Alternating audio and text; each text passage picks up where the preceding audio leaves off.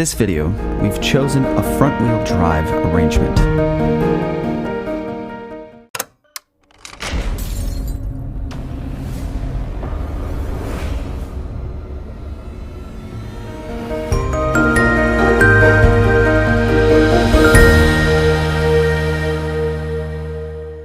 Assalamualaikum warahmatullahi wabarakatuh. Bersua kembali dengan channel Muslim Abu Syah, channel Lado-Lado. Pada pertemuan kali ini kita akan mempelajari transmisi manual yang digunakan pada kendaraan berpenggerak roda depan. Sebagaimana pada materi kita sebelumnya, kita sudah menjelaskan terkait dengan drivetrain atau powertrain, di mana ada yang berpenggerak roda belakang, berpenggerak roda depan, dan berpenggerak 4 roda. Jadi hari ini kita akan mempelajari penggerak roda depan. Nah, ini adalah sebuah kendaraan yang berpenggerak roda depan. Dapat kita perhatikan alur pengiriman daya atau penyaluran daya mulai dari mesin, kemudian ada kopling, kemudian ada unit transmisi dengan berbagai kelengkapan roda gigi di dalamnya, kemudian ada diferensial. Dari diferensial ini akan disalurkan ke constant velocity sub atau as roda depan ya, kiri dan kanan.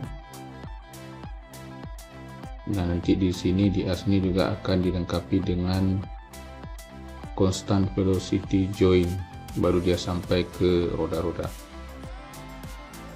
Jadi untuk menyalurkan daya dari mesin ini tentu harus melalui kopling, sebagaimana yang sudah dijelaskan pada pertemuan atau materi sebelumnya, bahwa kopling ini atau klak ini berfungsi untuk menghubung dan memutuskan putaran atau memutuskan tenaga dari mesin ke transmisi. Nah, ini diperlukan saat kita mengganti percepatan ya, ataupun saat kita memposisikan kendaraan dalam posisi netral. Nah, ini ada trans axle ya, yang bergabung dengan diferensial. Inilah beda antara kendaraan penggerak roda depan dengan kendaraan berpenggerak roda belakang, di mana diferensialnya itu terpisah dengan transmisi, dihubungkan oleh propeller shaft.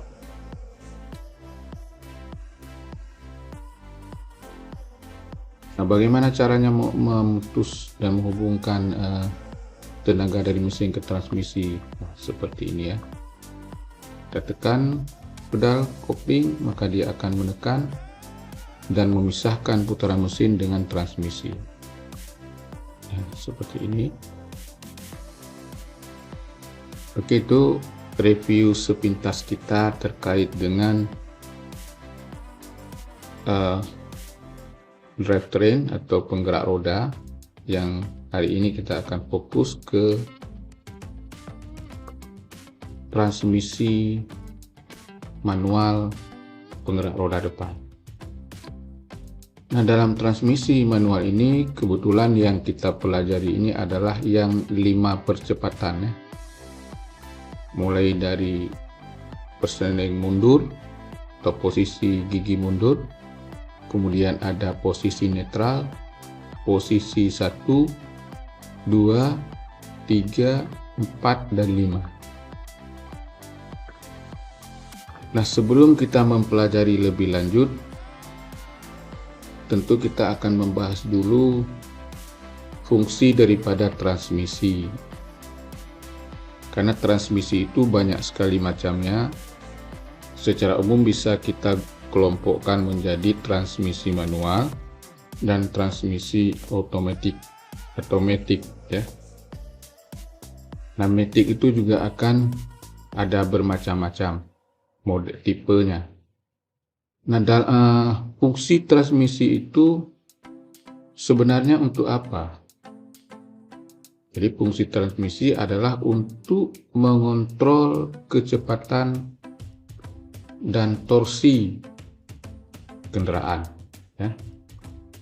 Jadi fungsi transmisi berarti untuk mengontrol kecepatan kendaraan dan mengontrol torsi kendaraan, yang gunanya saat kita melakukan perjalanan bila ada jalan yang menanjak ataupun menurun ataupun jalan yang mendatar, maka kecepatan kendaraan itu bisa kita kontrol.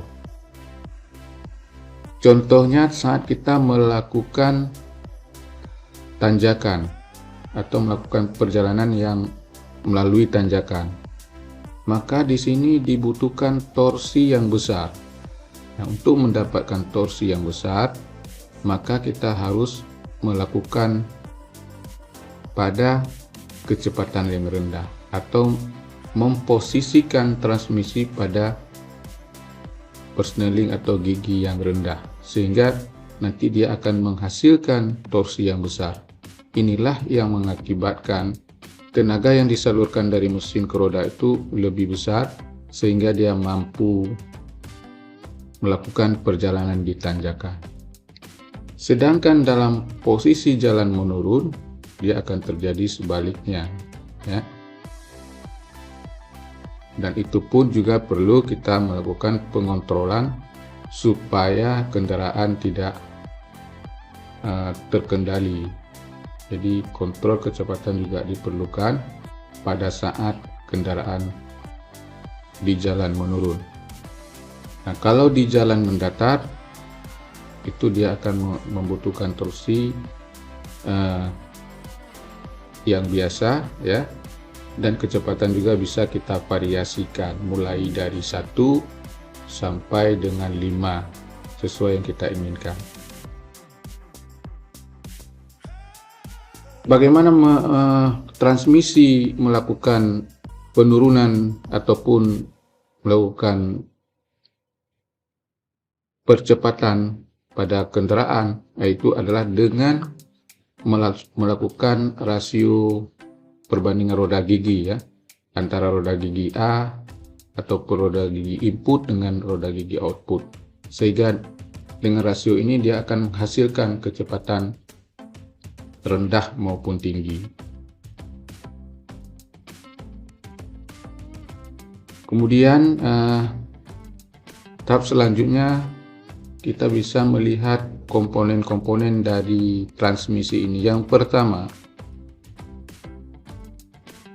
pada jalur as ini ada kita sebut dengan poros primer ya, atau poros utama, as utama, di mana di sini itu merupakan input sub yang nanti dihubungkan ke kopling ataupun klad. Nah, di dalam poros utama atau primer ini ada beberapa roda gigi. Yang pertama ini adalah roda gigi, kemudian ini roda gigi yang kedua, ini roda gigi yang ketiga, ini roda gigi yang keempat, dan ini roda gigi yang kelima. Sedangkan ini adalah sinkromes, gigi sinkromes, di mana nanti di sini dihubungkan dengan hub slip yang akan yang tugasnya adalah menghubungkan antara gigi dengan gigi, di mana di sini bisa kita perhatikan ada 3 gigi sinkromis. Nah, ini sinkromes yang pertama itu berfungsi untuk menghubungkan gigi pertama dan gigi kedua.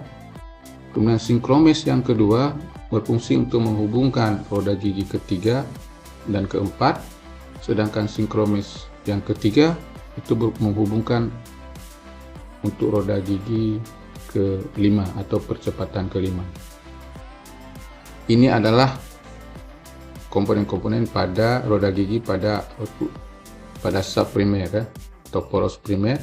Sedangkan pada kanker sub, nah di sini juga ada roda-roda gigi. Roda-roda gigi yang dihubungkan ke roda gigi utama atau poros utama ya. Nah, ini ada dua roda poros ya, maksudnya poros. Kemudian yang di belakang ini ada roda gigi pembalik ya, roda gigi pembalik atau reverse gear. Nah, yang di belakang ini, yang nampak ini, itu fungsinya adalah untuk roda gigi mundur ya, yang dia nanti akan membalik putaran sehingga putarannya menjadi dari maju menjadi mundur. Dan ya pasti ya digunakan untuk melakukan posisi kendaraan untuk mundur. Nah, yang menjadi pembeda dengan transmisi penggerak roda belakang, di mana pada transmisi penggerak roda depan itu langsung berhubungan dengan diferensial. Nah, di sini bisa kita lihat ada roda gigi output dari transmisi langsung berhubungan dengan roda gigi input yang menuju ke diferensial ya. Ini output dari sini, output dari transmisi menuju ke poros penghubung ke roda gigi input daripada diferensial. Nah, ini masih dalam satu transmisi, satu kotak transmisi, dia langsung berhubungan ke diferensial. Nah, ini akan masuk ke diferensial, gigi diferensial. Nah, ini adalah unit diferensial, sedangkan kemari adalah ke constant velocity sub-nya. Nah, nanti di sini ke roda-roda ya. Seperti yang di sini. Nah, dia langsung ke constant velocity, kemudian ke drive wheel atau roda. Oke, itu adalah sepintas kita ingin mengenal transmisi manual. Sekarang kita lihat bagaimana cara kerjanya ya. Kalau dia pada posisi gigi mundur, nah kalau dia pada posisi gigi mundur, maka yang input sub dari kopling dia akan berputar ke roda gigi yang kecil ini ya, roda gigi mundur, kemudian menuju ke roda gigi pembalik, baru masuk ke mari ya, ke roda gigi sinkron ini, kemudian menuju ke output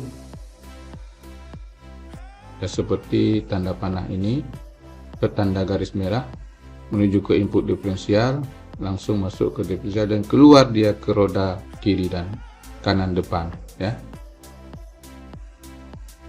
Yang menjadi kunci utama di sini adalah roda gigi balik yang di belakang ini ya, roda gigi pembalik, yang fungsinya adalah untuk merubah putaran dari maju ke mundur, baru dia disalurkan ke output dan input diferensial. Oke, coba diperhatikan sekali lagi arah ya, perjalanan gigi mundur sampai ke diferensial dan ke roda. Oke, sekarang dalam posisi netral. Nah, dalam posisi netral ini maka semua roda gigi dalam posisi bebas ya, tidak ada hubungan, walaupun berhubungan tapi tidak dalam kondisi menggerakkan roda gigi yang lain. sinkromes ini akan berada pada posisinya, ketiga-tiganya berada dalam posisinya. Jadi tidak ada pergerakan atau tidak ada daya yang disalurkan dari mesin ke kopling, transmisi, dan diferensial ataupun ke roda. Nah, bagaimana pada posisi gigi 1?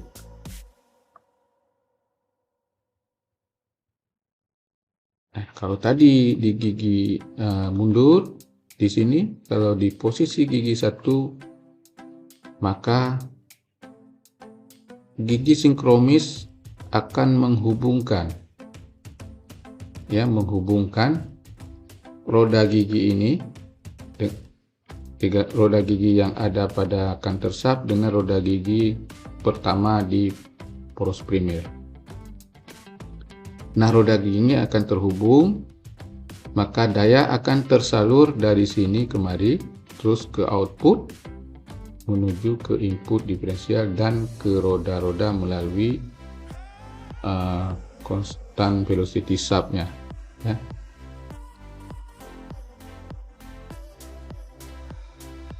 Sedangkan pada posisi persneling 2 atau gigi 2, maka sinkromes ini akan menggerakkan ke kanan, yaitu untuk menghubungkan roda gigi yang warna coklat tua ini atau abu-abu ini ke roda gigi kedua di poros utama, ya.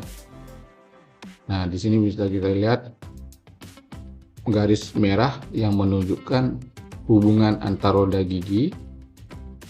Dari sini kemari dulu, ya, dari sini kemari dulu, baru dia terhubung ke roda gigi ini, langsung menuju ke kemari, ke roda-roda, ya.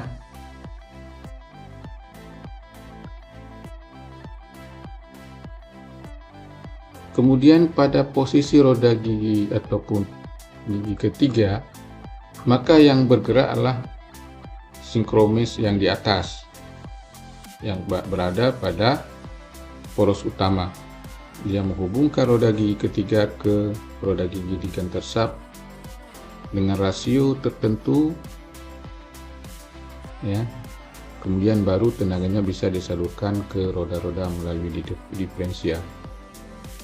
Sedangkan pada gigi keempat, dia akan bergerak ke kanan untuk menghubungkan roda gigi yang keempat ini ke roda gigi kanker sap, output, kemudian input diferensial. Dan yang kelima, nah ini dia yang kelima, dia hanya sinkromes ini hanya bekerja untuk khusus menghubungkan roda gigi yang kelima. Ini berada di luar, ya, di luar kotak utama. Masuk kemari, ini dia alur daripada jalannya energi power dari mesin ke roda-roda. Nah, dari sini itu bisa kita perhatikan bahwa peran sinkromes ini sangatlah penting, ya, karena dia adalah menghubungkan ke roda-roda gigi tertentu sesuai dengan kecepatan ataupun tingkatan transmisi yang kita inginkan, dengan menggerakkan secara mekanik, ya, hook slip ini, ya, sesuai dengan yang kita inginkan. Nah, kunci utama ataupun jantung utama transmisi manual yang ini berarti berada pada sinkromes ini. Nah, secara khusus bisa kita perhatikan di sebelah kiri kita bagaimana cara kerjanya. Karena untuk menghubungkan dua buah roda gigi yang mempunyai kecepatan yang berbeda itu tidaklah mudah, ya. Nah, di sini bisa kita perhatikan cloth hook, ya, yang ini itu dipasang pada porosnya fix, ya.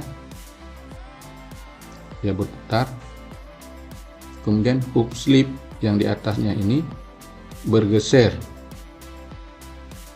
sesuai dengan yang kita inginkan agar terhubung dengan roda gigi melalui synchromess yang ini ya. Di dalamnya ada synchromess ring yang nantinya akan membantu menyamakan putaran.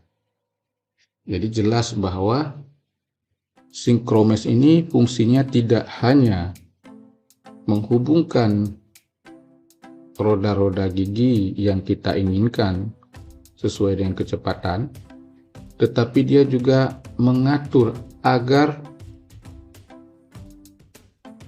hubungan atau untuk menghubungkan kedua roda gigi itu bekerja secara halus atau smooth ya. Tidak terjadi hentakan. Karena di dalam roda gigi ini ada ring synchromess yang akan mengatur putaran roda gigi keduanya itu mencapai titik yang sama, baru nanti dia akan terhubung dengan baik. Jadi ada satu roda gigi yang mungkin nanti dilakukan pengiriman akibat tekanan sehingga dia akan mendapatkan putaran yang sama, baru dia terhubung dengan baik. Demikianlah yang dapat saya sampaikan materi kali ini. Ini bukan mutlak saya ingin mengajari ya, tetapi kita coba sama-sama membagi ilmu. Kalaupun toh yang saya sampaikan ada yang salah, bisa dilakukan kritikan supaya saya bisa memperbaiki ya. Karena ini sifatnya ilmu pengetahuan, semakin banyak kita belajar, semakin banyak kita membaca, maka akan semakin pengetahuan kita menjadi bertambah. Mungkin ada dari rekan-rekan yang lebih mengerti bisa share pendapatnya sehingga bisa menguatkan pengetahuan yang kami miliki. Demikian, mudah-mudahan berguna bagi kita semua, terutama adik-adik yang masih belajar di SMK.